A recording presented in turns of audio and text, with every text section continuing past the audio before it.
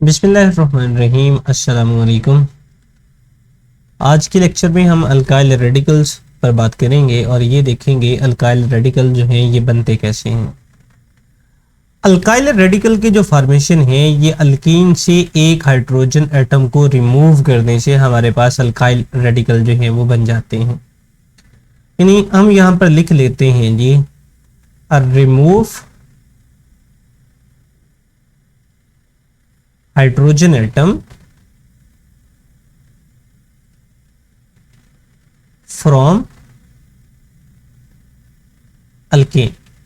यानी अगर अल्केन से हम हाइड्रोजन एटम को निकाल देंगे, रिमूव कर देंगे, तो इट्स मीन हम अल्काइल रेडिकल जो है वो बना लेते हैं। मिसाल के तौर पर हमारे पास हो मीथेन CH4, ये हमारे पास है जी मीथेन। इससे अगर एक हाइड्रोजन एटम जो है वो निकाल दिया जाता है तो ये हमारे पास आ जाएगा CH3, यानी एक हाइड्रोजन एटम जो है वो निकाल दिया। सो ये अब हमारे पास मीथेन का रेडिकल बन गया। इस वाले को हम बोलेंगे मिथाइल। ये वाला हमारे पास बन गया मिथाइल। ये वाला हमारे पास क्या है जी, ये अल्केन से है और ये वाला हमारे पास है मीथेन। इसी तरह से हमारे पास इथेन है लाइक CH3, ये हमारे पास है जी सिंगल बॉन्ड CH3। इस वाले को हम बोलते हैं जी एथेन। और अगर इसमें से एक हाइड्रोजन एटम निकाल देंगे, लाइक ये हमारे पास है CH3, नेक्स्ट हमारे पास है जी CH2। इस वाले में से हमने एक हाइड्रोजन एटम निकाल दिया। अब इस वाले को बोला जाएगा इथाइल।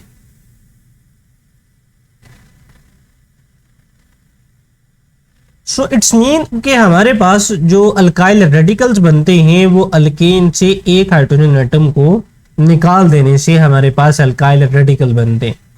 और जैसे कि आप इसके नाम में भी देख रहे हैं कि लास्ट से हमने क्या किया जी, ANE को यहां से भी और इसी तरह से इथेन में भी से भी ANE को हमने रिमूव किया। तो लास्ट पर हमने क्या ऐड किया जी, YL। यानी ANE को अगर आप रिमूव कर दें तो ये आपके पास जो है YL आप लगा दें तो मीथेन से मिथाइल, इसी तरह से इथेन से इथाइल जो है वो हमारे पास बन जाता है। अगर इसके जर्नल फार्मूला की बात करें तो जर्नल फार्मूला अल्काइल रेडिकल का वो हमारे पास है CnH2n एंड +1। यानी इथेन से यानी अल्केन से एक हाइड्रोजन एटम जो है वो कम है। इथेन का अगर हम देखते हैं जी तो इथेन का जनरल फार्मूला यानी एल्केन का जनरल फार्मूला हमने ये लिखा था CnH2n एंड +2। सो अब इसमें से एक हाइड्रोजन एटम हमने कम कर दिया तो इट्स मीन ये हमारे पास अल्काइल रेडिकल जो है वो बन गए। अब इसी से रिलेटेड हमारे पास एक टेबल है जिसमें ये पूरी की पूरी सीरीज जो है वो यहाँ पर दिखाई गई है कि ये हमारे पास जो है ये किस तरह से है। सो अगर हम इसको देखें तो ये हमारे पास एक छोटा सा टेबल है जी, इसमें ये सारे ही डिस्कस किए गए हैं। इस पेज को हम थोड़ा ऊपर की तरफ कर लेते हैं। फर्स्ट ऑफ ऑल हमारे पास है मीथेन लाइक CH4, इसमें से एक हाइड्रोजन एटम निकाल दिया तो ये हमारे पास क्या बन गया जी, मिथाइल। इसी तरह से नेक्स्ट हमारे पास है जी इथेन, इसमें से एक हाइड्रोजन एटम निकाल दिया तो ये हमारे पास बन गया इथाइल। नेक्स्ट हमारे पास है जी प्रोपेन C3H8, इसमें से एक हाइड्रोजन एटम निकाल दिया तो ये C3H7 रह गया, इसको बोला जाएगा प्रोपाइल। नेक्स्ट है हमारे पास ब्यूटेन, फार्मूला है C4H10, इसमें से एक हाइड्रोजन एटम निकाल देंगे C4H9 और इसको बोला जाएगा ब्यूटाइल। नेक्स्ट हमारे पास है जी पेंटेन, पेंटेन का मॉलिक्यूलर फार्मूला हमारे पास है C5H12, इसमें से एक हाइड्रोजन एटम निकाल देंगे तो ये हमारे पास बचेगा C5H11 और इसको बोला जाएगा जी पेंटाइल। इसी तरह से नेक्स्ट हमारे पास है जी हेक्सेन, इसका मॉलिक्यूलर फार्मूला है C6H14, इसमें से एक हाइड्रोजन एटम हमने निकाल दिया तो ये पीछे रह गया C3H13, इसको बोला जाएगा हेक्साइल। नेक्स्ट है हमारे पास हेप्टेन, हेप्टेन का जो मॉलिक्यूलर फार्मूला है वो है C7H16, इसमें से एक हाइड्रोजन एटम निकाल देंगे तो ये C7H15, इसको बोला जाएगा हेप्टाइल। नेक्स्ट है हमारे पास ऑक्टेन, इसका मॉलिक्यूलर फार्मूला है C8H18, इसमें से एक हाइड्रोजन एटम निकालेंगे तो C8H17, इसको बोला जाएगा ऑक्टाइल। नेक्स्ट हमारे पास है जी नोनिन, मॉलिक्यूलर फार्मूला है C9H20, इसमें से एक हाइड्रोजन एटम निकालेंगे C9H19, इसको बोला जाएगा नोनाइल। नेक्स्ट हमारे पास है जी डिकेन, मॉलिक्यूलर फार्मूला है C10H22, इसमें से एक हाइड्रोजन एटम निकालेंगे तो C10H21, नेक्स्ट हमारे पास इससे बन जाएगा जी डिकाई। अब आप इस पूरे यहां से अल्काइल रेडिकल वाली लाइन में अगर देखें तो यहां पर आपको इन तमाम के साथ जो है वो एक लाइन जो है वो नजर आ रही है। अब इसका मतलब ये है जी कि ये एक बाण, यानी हमने हाइड्रोजन एटम रिमूव कर दिया तो ये एक बाण जो है वो मजीद बना सकता है, यानी इसकी जगह पर कोई मजीद एटम जो है वो आकर अटैच हो सकता है। अब किसी एक कंपाउंड के एक से ज्यादा रेडिकल जो है वो हो सकते हैं। कैसे हो सकते हैं? जैसे कि अब हम यहाँ पर जो है वो प्रोपेन और ब्यूटेन के हवाले से जो है वो यहाँ पर कुछ रेडिकल जो है वो इनके बनाएंगे कि इनको किस तरह से जो है वो इनके रेडिकल बन सकते हैं। सो इस पेज को हम थोड़ा ऊपर की तरफ जो है वो मूव कर लेते हैं। हमने कहा जी कि हम दो के रेडिकल यहाँ पर लिखते हैं। फर्स्ट ऑफ ऑल हम लिखेंगे जी प्रोपेन का, प्रोपेन। अब प्रोपेन का हमारे पास फार्मूला है जी C3, नेक्स्ट हमारे पास है जी CH2, नेक्स्ट हमारे पास है जी CH3, ये हमारे पास है जी प्रोपेन। अब इसमें से दो तरह से हम हाइड्रोजन एटम जो है वो रिमूव करवा सकते हैं। एक तो अगर हम करवा दें टर्मिनल से, यानी ये वाला भी कार्बन हमारे पास और ये वाला भी ये हमारे पास है जी टर्मिनल कार्बन एटम, दोनों में से जिसमें से मर्जी जो है वो रिमूव करवा दें, सो ये हमारे पास आएगा जी टर्मिनल। या इसके रेडिकल को हम बोलेंगे जी नॉर्मल प्रोपाइल। और दूसरा हमारे पास है जी कि इसके सेंटर वाले से निकाल दें। तो अगर सेंटर वाले से हम निकालते हैं जी तो इसको बोला जाएगा जी आइसोप्रोपाइल। यहां पर इसको लिख लेते हैं जी कि अगर हम रिमूव करते हैं जी टर्मिनल कार्बन एटम, यानी आखिरी कार्बन एटम जो है वो हम रिमूव करवाते हैं,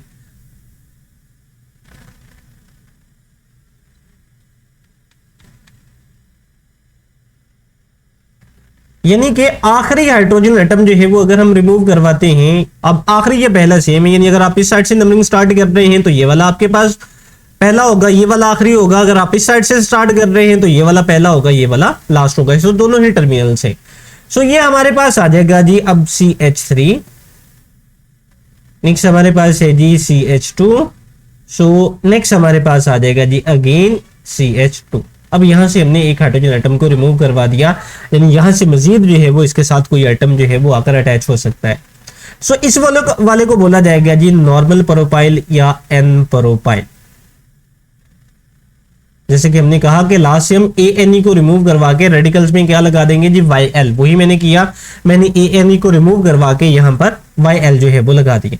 दूसरा हमने ये कहा जी कि हम इसके सेंटर वाले से भी हाइड्रोजन एटम जो है वो निकाल सकते हैं। सो अगर सेंटर वाले से हम हाइड्रोजन एटम निकालते हैं, लाइक ये हमारे पास है CH3, अब सेंटर वाले से हमने निकाल दिया, ये हमारे पास आ गया CH।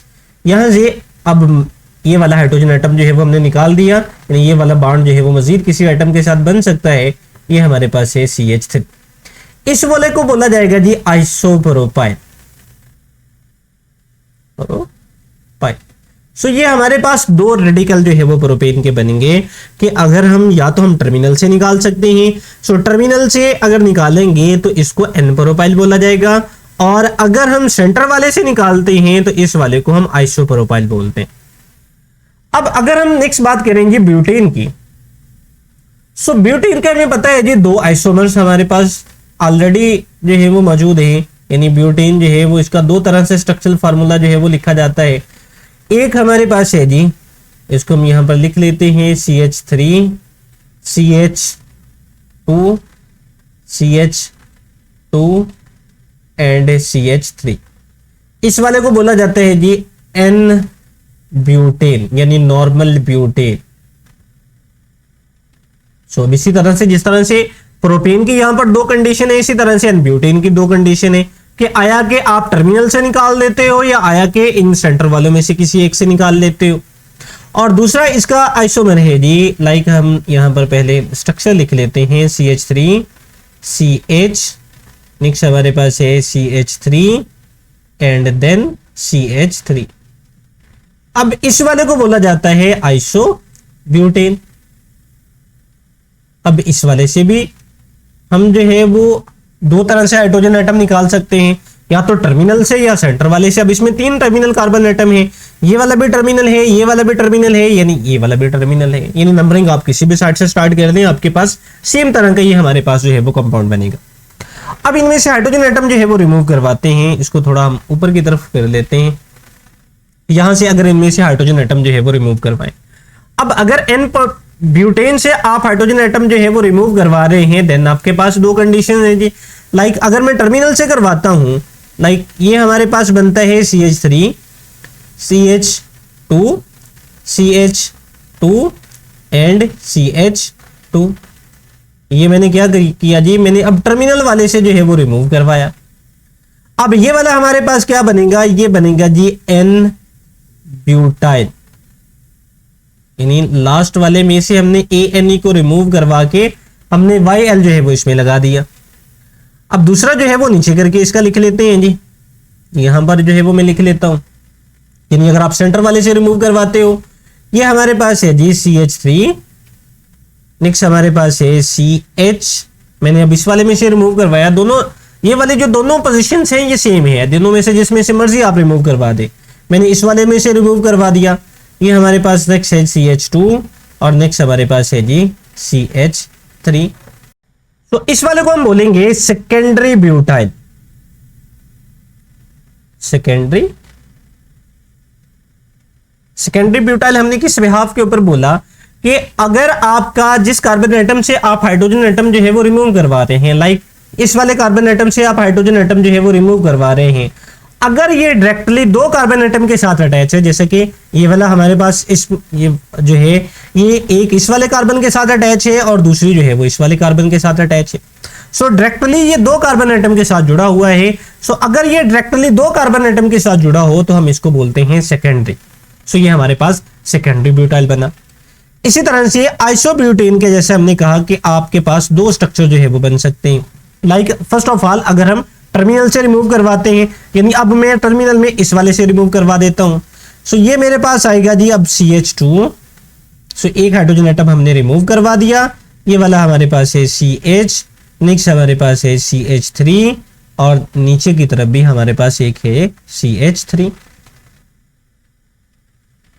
सो इस वाले को अब हम बोलेंगे आइसोब्यूटाइल। आइसोब्यूटाइल।